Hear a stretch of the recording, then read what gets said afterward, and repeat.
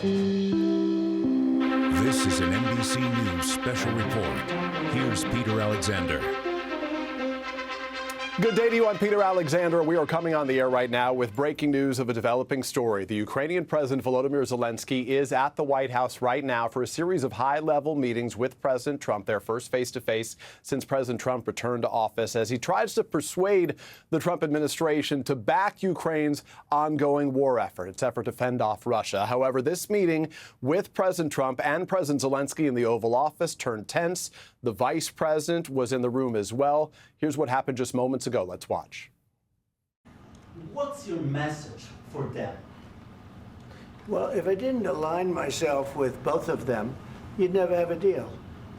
You want me to say really terrible things about Putin and then say, "Hi, Vladimir, how are we doing on the deal?" That doesn't work that way. I'm not aligned with Putin. I'm not aligned with anybody. I'm aligned with the United States of America and for the good of the world. I'm aligned with the world, and I want to get this thing over with. You see the hatred he's got for Putin. It's very tough for me to make a deal with that kind of hate. He's got tremendous hatred, and I understand that, but I can tell you the other side isn't exactly in love with, him either. So it's not a question of alignment. I'm aligned with the world. I want to get the thing set. I'm aligned with Europe. I want to see if we can get this thing done. You want me to be tough? I could be tougher than any human being you've ever seen. I'd be so tough. But you're never going to get a deal that way. So that's the way it goes. All right, one more question. I will respond to this. So look, for 4 years in the United States of America, we had a president who stood up at press conferences and talked tough about Vladimir Putin, and then Putin invaded Ukraine and destroyed a significant chunk of the country. The path to peace and the path to prosperity is maybe engaging in diplomacy. We tried the pathway of Joe Biden of thumping our chest and pretending that the President of the United States' words mattered more than the President of the United States' actions. What makes America a good country is America engaging in diplomacy. That's what President Trump is doing. Can I ask you? Sure. Yeah? Yeah. Okay. So he occupied our parts, big parts of Ukraine, part of East and Crimea. So he occupied it on 2014. So during a lot of years, so I'm not speaking about just Biden, but those time was Obama, then President Obama, then President Trump, then President Biden, now President Trump, and God bless, now President Trump will stop him. But during 2014, nobody stopped him. He just occupied and took. He killed people. You know what the contact line? 2015.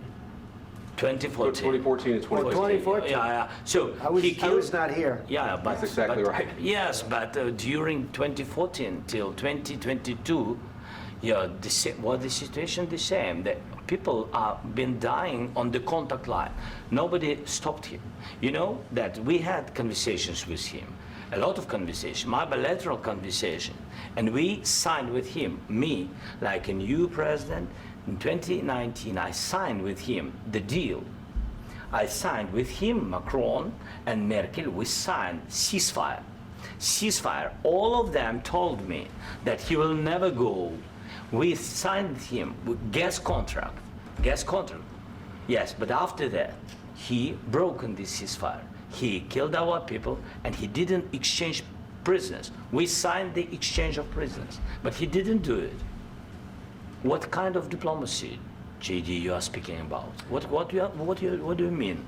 I'm talking about the kind of diplomacy that's going to end the destruction of your country. Yes, but if you Mr. President, with respect, I think it's disrespectful for you to come into the Oval Office and try to litigate this in front of the American media. Right now, you guys are going around and forcing conscripts to the front lines because you have manpower problems. You should be thanking the President for trying to bring an end to this conflict. Have you ever been to Ukraine that you say what problems we have?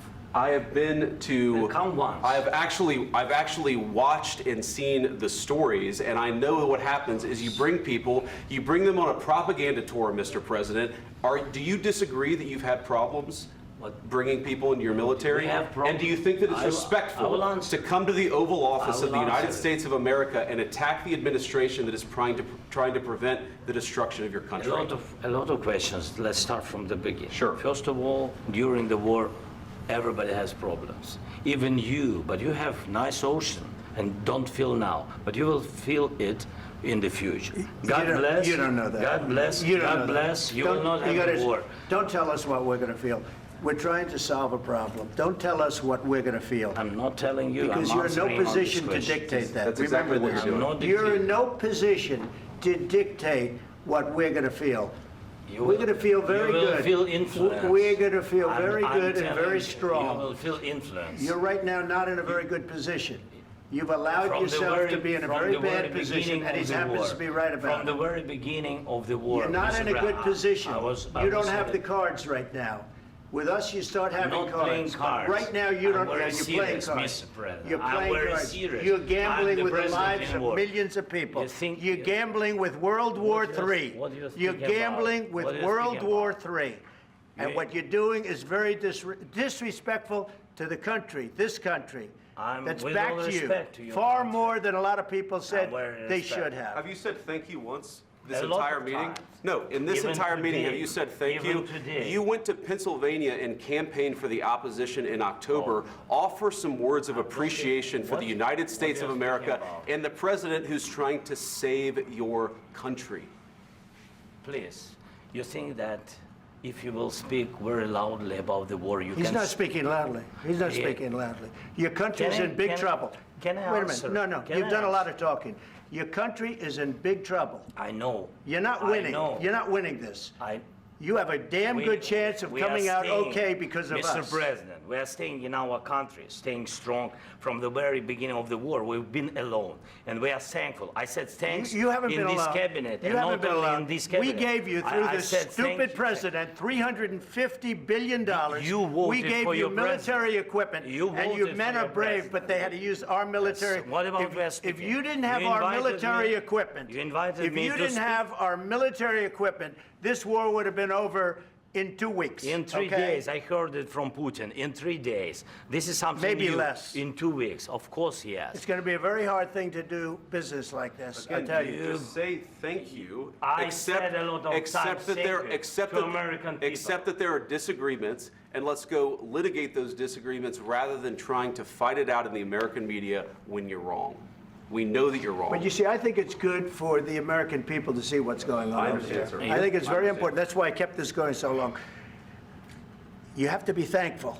You don't have the I'm cards. thankful. You're buried there. Your people are dying. tell you You're again, running low I know. on soldiers. Don't- Listen, don't please, you're running Mr. low on President. soldiers. It would be a damn good thing. Mr. And then President. then you tell us, I don't want a ceasefire. I don't want a ceasefire. I want to go and I want this. Look, if you could get a ceasefire right now, I tell you, you take it so the bullets stop flying and your men stop getting killed. Of course, we want to stop the war. But you're saying you don't want a ceasefire. But I said to you, I want a ceasefire. with guarantees. Because you'll get a ceasefire faster than an agreement. Ask our people about ceasefire, what they think. That wasn't doesn't with matter me. for you what- that what wasn't this with me. means. It That was wasn't with with you. a guy named Biden, who was not a smart person. But this That is was your, with, this that was is with your Obama. president. It was your president. Excuse me. That was with Obama, who gave you sheets, and I gave you javelins. Yes. I gave you the javelins to take out all those tanks. Obama gave you sheets. In fact, the statement is Obama gave sheets and Trump gave javelins. You got to be more thankful, because let me tell you, you don't have the cards. With us, you have the cards. But without us, you don't have any cards. One more question to Mr. Vice President. I'm sorry. It's going to be a tough deal to make, Um, because the attitudes have to change. what if Russia breaks ceasefire? What if Russia breaks peace talks? What do they do then? I understand that it's a heated conversation right now. What are you but saying? what if She's asking, what if Russia Putin breaks the breaks ceasefire? for the What if topic? what if anything? What if a bomb drops on your head right now? But they have Okay? weapons to What if they fire. broke it? I don't know. They broke it with Biden, because Biden, they didn't respect him. They didn't respect Obama. They respect me. But all- Let me tell you, Putin went through a hell of a lot with me. He went through a phony witch hunt where they used him and Russia.